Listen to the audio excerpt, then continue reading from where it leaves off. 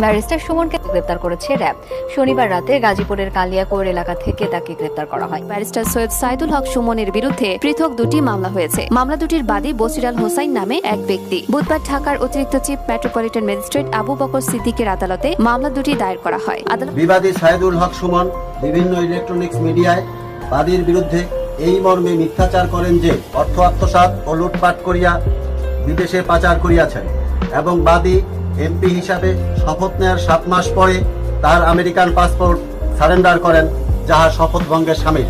Barrister Saidul হক সুমনের কিন্তু এটা আমাদের বিরুদ্ধে প্রথম ভিডিও নন। কখনো আমরা এরকম পদক্ষেপ গ্রহণ করিনি এবং করতে যাইনি।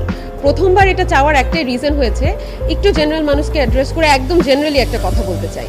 করে তারা আজকে সাইবার ট্রাইব্যুনালে আমার বিরুদ্ধে কমপ্লেন পিটিশন ফাইল করেছেন। আজকে ওনারা আমার বিরুদ্ধে মামলা করার মধ্য দিয়ে প্রমাণ করলেন ওনারা কমপ্লিটলি আরেকটা জায়গা দিয়ে আমাকে এই মামলাটি করেছেন। আমার কথা হচ্ছে যে যদি আমি অপরাধ করে থাকি তাহলে অবশ্যই আমি আইনের মুখোমুখি হব, কিন্তু যে জিনিসটি আমি 1.5 মাস আগে জিডি করে রেখেছি সাইবার ক্রাইম ইউনিটে, আমি অলরেডি এটা জমা দিয়েছি যে আমার নামে অপপ্রচার চালানো হচ্ছে এবং যে কোনো টাইমে আমাকে ক্ষতি করা হইতে পারে।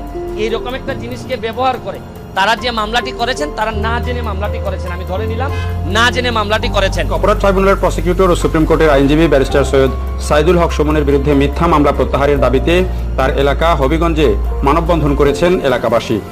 তরুণ সমাজের ওই মানববন্ধন থেকে সাইদুল হক সুমনের বিরুদ্ধে সব মামলা প্রত্যাহারের দাবি জানানো হয়। সেই সাথে আমরাও প্রতিবাদ জানাই ব্যারিস্টার সুমনকে বেকসুর খালাস দেওয়া হোক আদালত থেকে। ব্যারিস্টার সুমনের বিরুদ্ধে কি কি হচ্ছে কিঞ্চিত অংশ দেখেছেন, পুরো ভিডিওটা আপনারা দেখতে পারেন। ব্যারিস্টার সুমনকে যারা ভালোবাসেন আজকের ভিডিওটা একটু লাইক দিয়ে সম্পূর্ণ ভিডিওটা দেখবেন। বিশেষ করে ব্যারিস্টার সুমন দুর্নীতিবাজদের মুখোশ যখন সংসদে উন্মোচন করে দিচ্ছে, সেই সংসদ সদস্য অর্থাৎ যে সমস্ত মন্ত্রীদের বিরুদ্ধে ব্যারিস্টার সুমন কথা বলছিল সেই মন্ত্রীরা ব্যারিস্টার সুমনের বিরুদ্ধে মামলা করেছে এবং সেই মামলা ব্যারিস্টার সুমন নিজে লড়বেন, অর্থাৎ তার পক্ষে কোনো তিনি উকিল রাখবেন না এবং সেই মামলায় তিনি মুখোমুখি হবেন। আর সেই দৃশ্যই দেখতে যাচ্ছে বাংলাদেশ। চলুন ব্যারিস্টার সুমনের বিরুদ্ধে কি কারণে কি কারণে মামলা হচ্ছে এবং ব্যারিস্টার সুমন কেন পাল্টা জবাব দিয়েছে সমস্ত কিছু আজকের এই ভিডিওতে দেখবেন। তার আগে একটু দেখে আসি ব্যারিস্টার সুমন সংসদে যেই মন্ত্রীর বিরুদ্ধে কথা বলেছিল এবং কি কথাগুলো বলেছিল সংসদে, সেই কথাগুলো আমরা একটু দেখে আসি। এরপর ব্যারিস্টার সুমনের মামলার পুরো বিষয়টা আপনারা দেখতে পারবেন। ভিডিও শেষ অবধি পর্যন্ত দেখবেন, আপনাদের কাছে রিকোয়েস্ট করতেছি অবশ্যই ভিডিওটা একটু লাইক দিয়ে সম্পূর্ণ ভিডিওটা দেখবেন। আগে সংসদের ভিডিওটা আমরা একটু দেখে আসি। বিলের যে দুর্নীতি শুরু হয়েছে, আমি দুর্নীতি বলতে বাধ্য হচ্ছি, এখনো আমি ভিতরে যাই নাই। কারণ হচ্ছে গিয়ে একই বাসায় একই মানুষের কিভাবে 1300 আর 4000 কেমনে বিল হয়, এটা আমি মানুষ দেখেন এই বিলের কাগজ ছাড়া আমি কথা বলতে চাই না। জোট সরকারের সময় অন্ধকারে 17 ঘন্টা ছিল, উনি বিদ্যুতের দামের কথা বলেন। মাননীয় সংসদ সদস্য আপনার স্পিকারের মাধ্যমে আমি জানতে চাই তার কাছে, উনি ভুলে গেছেন। আরে অন্ধকারে থাকার যে কষ্ট, আরে সেই কষ্টের কথা বলেন। মাননীয় স্পিকার আপনার কাছে অনুরোধ করি, আল্লাহর রাস্তে সংসদ সদস্যরা বিদ্যুৎ জ্বালানি নিয়ে কথা বলেন না। আমি জানি না কোন মুখে আপনারা কথা বলা সাহস করেন, হয়তো লজ্জা শরমের অধিকার আপনাদের মধ্যে নাই। মাননীয় সদস্য জনাব সৈয়দ সাইদুল হক হবিগঞ্জ 4 সম্পূরক প্রশ্ন। ধন্যবাদ মাননীয় স্পিকার। মাননীয় স্পিকার, এই প্রশ্নের ব্যাপারে সম্পূরক প্রশ্নে আমি মাননীয় প্রধানমন্ত্রীর দৃষ্টি আকর্ষণ করি। কেন আমার বিরুদ্ধে এইরকম নির্যাতন চলতেছে? আমার এটা হচ্ছে গিয়ে সেপ্টেম্বর মাসের বিল।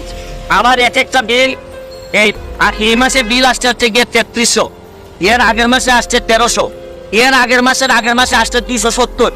এর মানে হচ্ছে গিয়ে নিশ্চয়ই কোনো একটা ঝামেলা হয়েছে, নাইলে আমার ছেলেও নাই, মেয়েও নাই, বউ বাচ্চা কেউই নাই, আমি একা থাকি আমার পিএসএ নিয়ে বাসায়। আমার বাসায় কেন হঠাৎ করে 1500 আর হঠাৎ করে 3000 বিল আসবে? বাংলাদেশের এটা শুধু আমার কথা না, এটা সারা বাংলাদেশের বিভিন্ন জায়গায় যেভাবে এই বিলের যে দুর্নীতি শুরু হয়েছে, আমি দুর্নীতি বলতে বাধ্য হচ্ছি, এখনো আমি ভিতরে যাই নাই। কারণ হচ্ছে গিয়ে একই বাসায় একই মানুষের কিভাবে 1300 আর 4000 কেমনে বিল হয়, এইটা আমি মানুষ দেখেন এই বিলের কাগজ ছাড়া আমি কথা বলতে চাই না। কাগজ আমার কাছে 5 মাসের কাগজ জমা হয়েছে, এই জন্য আপনাদের সামনে 2টা কথা বলতে চাই। আবার কত বড় দেখেন শেখ হাসিনার উদ্যোগ, ঘরে ঘরে বিদ্যুৎ, শেখ হাসিনার নাম ব্যবহার করে এরা এই বাটপারি শুরু। আমি আমার গ্রামের বাড়ি ছিলাম, এই গ্রামের বাড়িতে থাকাকালীন সময় দেখছি আমার বিল 3500 টাকা বিল আসছে। এর মানে ভৌতিক বিল। এরা এখন প্রাতিষ্ঠানিক দুর্নীতি শুরু করছে। আরে ব্যক্তির বিরুদ্ধে তো কথা বলা যায়, এই এত বড় প্রতিষ্ঠানের বিরুদ্ধে কথা বলবেন আপনি কিভাবে? কার বিরুদ্ধে কথা বলবেন? মাননীয় মন্ত্রীর দৃষ্টি আকর্ষণ করে বলছি, দেখেন আপনারা এই যে মানুষের যে দীর্ঘ নিঃশ্বাস, এই নেত্রীর নাম ব্যবহার করে উপরে নেত্রীর নাম দিয়ে এই যে আপনারা ভৌতিক বিল দেওয়া শুরু করছেন, এটা শুনেন সকালবেলা উঠে যে গার্জিয়ান যে 1500 টাকার বিলের জায়গায় যে 3000 3500 টাকা বিল দেখে তার জীবন তো এইভাবেই শেষ হয়ে যাচ্ছে। ধর্ষণ কি খালি মহিলাদের হয়? এই বিদ্যুৎ বিলের ধর্ষণ হচ্ছে না? এই যেটা হওয়ার কথা 1300, এইটারে 3,500 5,000 করে বিল মারতেছেন, মানে আর বাঁচার কোনো পথ নাই। কারণ প্রাতিষ্ঠানিক দুর্নীতি যখন আপনি অবস্থান নিয়ে নেয়, তখন আমাদের যারা জনগণ আছে, জনগণের 12টা বাজে। যেভাবে যদি চলতে থাকে, আমি মাননীয় প্রাইম মিনিস্টারের দৃষ্টি আকর্ষণ করে বলছি, এরা কিন্তু 12টা বাজে ছাইড়া দিবে জনগণের। এদের কাছ থেকে কিন্তু বাঁচার কোনো উপায় নাই। কারণ ব্যক্তির বিরুদ্ধে তো মামলা করা যায়, এত বড় প্রতিষ্ঠানের বিরুদ্ধে আপনি মামলা করবেন কিসের ভিত্তিতে? আমি বলবো যে এখনো সময় আছে, এটা চেক করেন। কারণ করোনাকালীন সময়ে এদের বিরুদ্ধে অভিযোগ আসছিল, এরা যা মন ধরে বিল দিচ্ছে, পরে আবার কেউ বলে যে ম্যানেজ করছে, অ্যাডজাস্ট করছে। এইভাবে একটা দেশ চলতে পারে না। আমার তো ব্যারিস্টার মানুষ, আমি বিল দিয়ে দিতে পারবো, অসুবিধা নাই।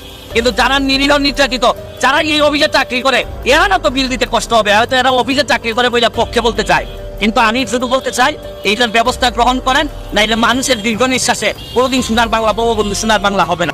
ভালো থাকবেন, মাননীয় সুস্থ মন্ত্রী। থাকবেন। ধন্যবাদ মাননীয় স্পিকার, ধন্যবাদ মাননীয় স্পিকার। মাননীয় স্পিকার, আমার মনে হয় আমি উত্তরটা দেই। উনি অনেক উত্তেজিত হয়ে গেছেন, অনেকে অনেক সত্য কথা সহজে নিতে পারেন। আমি মাননীয় স্পিকার, আমি চাই এই সংসদে একটা সময় দেন, জ্বালানি নিয়ে কথা বলবো। অন্ধকারে 17 ঘন্টা ছিলেন, সকলে মনে আছে। জোট সরকারের সময় অন্ধকারে 17 ঘন্টা ছিলেন, উনি বিদ্যুতের দামের কথা বলেন। আরে অন্ধকারে থাকার যে কষ্ট, আরে সেই কষ্টের কথা বলেন। আপনাদের সময় বিদ্যুৎ অপচয় কষ্ট কত ছিলেন জানেন? মাননীয় সংসদ সদস্য, আপনার স্পিকারের মাধ্যমে আমি জানতে চাই তার কাছে, উনি ভুলে গেছেন 44% অপচয় ছিল। অপচয়টা কি মধ্যে পড়ে? দুর্নীতির মধ্যে পড়ে। 3বার দুর্নীতিতে চ্যাম্পিয়ন কি খামাখা হয়েছেন তারা? 5 বার। বাংলাদেশ এখন ক্রিকেটে চ্যাম্পিয়ন হয়, বাংলাদেশ উদাহরণ হয় সারা বিশ্বের কাছে, সাফ চ্যাম্পিয়ন হয়, আর ওনারা করেছেন দুর্নীতিতে চ্যাম্পিয়ন। ঘন্টার পর ঘন্টা শেষ হয়ে যাবে মাননীয় স্পিকার যদি বক্তব্য দিতে হয় তাদের ব্যাপারে। কোনো প্রয়োজন নাই। চাল ডাল গম কি দাম ছিল? আরে ভাই, আপনারা তো খাদ্যই দিতে পারেন না, গুলি করে মানুষ পেরেছে। আপনারা বিদ্যুৎই দিতে পারেন না 17-18 ঘন্টা। কানসাটে আপনারা গুলি করে মানুষ হত্যা করেছেন। আমার এখনো খেয়াল আছে, সাবেক প্রধানমন্ত্রী খালেদা জিয়া গিয়েছিলেন টঙ্গীতে বিদ্যুৎ পাওয়ার প্ল্যান্ট ওপেন করার জন্য। ঢাকায় আসতে পৌঁছতে পারে নাই, তার মধ্যে বিদ্যুৎ প্ল্যান্ট বন্ধ হয়ে গেছে। মাননীয় স্পিকার, আপনার কাছে অনুরোধ করি, আল্লাহর হস্তে সংসদ সদস্যরা বিদ্যুৎ জ্বালানি নিয়ে কথা বলে। আমি জানি না কোন মুখে আপনারা কথা বলা সাহস করেন। হয়তো লজ্জা শরমের অধিকার আপনাদের মধ্যে নাই। ঘন্টার পর ঘন্টা কথা বলতে পারবো, তথ্য না খালি ডকুমেন্ট নিয়ে আর হাজির করতে পারবো। এই সমস্ত মানুষের বিরুদ্ধে কথা বললে এই সমস্ত মানুষ কি ব্যারিস্টার সুমনকে ছেড়ে দেবে? ব্যারিস্টার সুমন তিনি এমপি, আর তিনি যাদের বিরুদ্ধে কথা বলতেছেন তারা হচ্ছে মন্ত্রী। সুতরাং সেই সমস্ত মানুষরাই এখন তার বিরুদ্ধে মামলা করতেছে। চলুন আমরা কেন ব্যারিস্টার সুমনের বিরুদ্ধে মামলা হচ্ছে সেটা একটু শুনে আসি। সুবিধা বা অপপ্রচার চালানো হচ্ছে, এটারই ফসল হচ্ছে গিয়ে এই ভুয়া আইডি থেকে এই কথাগুলা বলা আছে, যেটার উপর ভিত্তি করে তারা আজকে সাইবার ট্রাইব্যুনালে আমার বিরুদ্ধে কমপ্লেন পিটিশন ফাইল করেছেন। আমি যেটা বলতে চাই, আদালত আদেশের জন্য রেখেছেন। আমি মনে করি যে কোনো কারো বাংলাদেশের মামলা করার অধিকার, এটা সাংবিধানিক অধিকার। ওনারা যদি মনে করেন মামলা করার মধ্যে আমি কোনো ব্যত্যয় দেখি না, মামলা ওনারা করতেই পারেন। এবং আমি আমার যত কাগজপত্র আছে এই সহ আমি আদালতে দাখিল করব। তার সাথে আমি একটা কথাই শুধু বলতে চাই যে এই আজকে ওনারা আমার বিরুদ্ধে মামলা করার মধ্য দিয়ে প্রমাণ করলেন যে এই দেশে যারা মাইনরিটি আছেন, হিন্দু বৌদ্ধ খ্রিস্টান যারা আছেন, তারা কোনোভাবেই কোনো খারাপ অবস্থায় নাই, দুর্বল অবস্থায় নাই। তারা চাইলেই যে কোনো কারো বিরুদ্ধে মামলা করতে পারেন এবং এটার তদন্ত হয় এবং এটা আমলে নেওয়া হয়। বাংলাদেশের সংবাদপত্র এবং সাংবাদিকরা এটা আমলে আনেন। এতে আমার কাছে স্পষ্ট যে আমরা যে বারবার বলি হিন্দু মুসলমান আমরা সবাই সম্প্রীতির সাথে আছি এবং অন্তত যারা মাইনরিটি আছেন তাদের ব্যাপারেও যে ন্যায় বিচার হয়, এই মামলার মধ্য দিয়ে এটা প্রমাণিত হলো। ওনারা কমপ্লিটলি আরেকটা জায়গা দিয়ে আমাকে এই মামলাটি করেছেন। আমার কথা হচ্ছে যে যদি আমি অপরাধ করে থাকি তাহলে অবশ্যই আমি আইনের মুখোমুখি হব। কিন্তু যে জিনিস নিয়ে আমি 1.5 মাস আগে জিডি করে রেখেছি, সাইবার ক্রাইম ইউনিটে আমি অলরেডি এটা জমা দিয়েছি যে আমার নামে অপপ্রচার চালানো হচ্ছে এবং যে কোনো টাইমে আমাকে ক্ষতি করা হইতে পারে। এইরকম একটা জিনিসকে ব্যবহার করে তারা যে মামলাটি করেছেন, তারা না জেনে মামলাটি করেছেন। আমি ধরে নিলাম না জেনে মামলাটি করেছেন। তবে আমি বারবারই বলবো যে এটা আমাদের হিন্দু মুসলমান সম্প্রীতির দেশ, আমরা ভালোভাবে আছি এবং ওনারাও যে ভালোভাবে আছেন এটার প্রমাণ যে মামলাটি আমলে নিয়ে আদালত শুনেছেন এবং আদালত ওই সিদ্ধান্ত দিবেন। আমি পুরাপুরি প্রস্তুত, এটা বিকালেই মনে হয় উনি সিদ্ধান্ত দিবেন। কারণ আমি বিশ্বাস করি যে আমার জন্য আইন যা, যে কোনো মানুষের জন্য আইন তা। যেই অপরাধ করবেন তিনি আইনের মুখোমুখি হবেন, এটা আমি হই আর যেই হোক। ব্যারিস্টার সুমন তিনি একা না, ব্যারিস্টার সুমন একজন সৎ মানুষ, আর বাংলাদেশে যত সৎ মানুষ আছে তারা ব্যারিস্টার সুমনের সপক্ষে কথা বলবে। এইটাই হচ্ছে বাংলাদেশের যে সমস্ত সৎ মানুষ তাদের মতামত। আপনার মতামতটা কি কমেন্ট সেকশনে লিখবেন। ব্যারিস্টার সুমনের মামলা বা তার বিরুদ্ধে যে সমস্ত ষড়যন্ত্র হচ্ছে, এই ষড়যন্ত্র রুখে দিতে আমাদের দেশের প্রধানমন্ত্রীর কাছে আপনাদের কোনো আবেদন থাকলে সেটাও কমেন্ট সেকশনে লিখতে পারেন। বিশেষ করে ব্যারিস্টার সুমনকে যারা ভালোবাসেন ভিডিওটা পারলে শেয়ার করে দিবেন। ভালো থাকবেন সবাই। আসসালামু আলাইকুম ওয়া রাহমাতুল্লাহ।